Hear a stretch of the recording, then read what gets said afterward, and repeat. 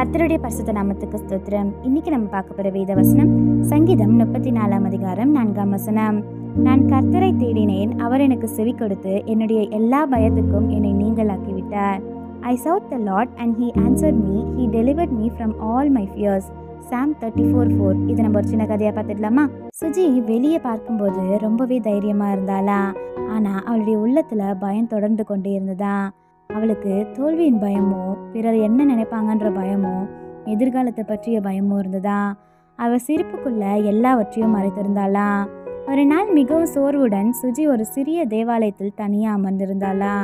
அங்கிருந்த அமைதி அவளுடைய உள்ளத்தை திறக்க செய்ததா. கண்ணீரிட சொன்னாலா, நான் பயத்துல ரொம்பவே சோர்ந்து விட்டேன்னு. அந்த அமைதியான நொடியில அவளுடைய உள்ளத்துல ஒரு மென்மையான சமாதானம் பரவேதா.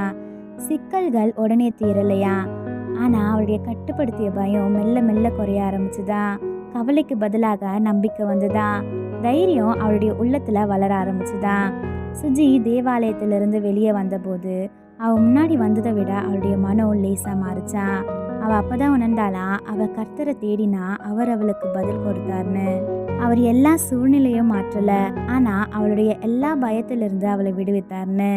உண்மையான மனதோடு இயேசுவை நம்ம தேடும்போது அவர் நம்மள பயத்திலிருந்து விடுவிப்பார். ஆமென்.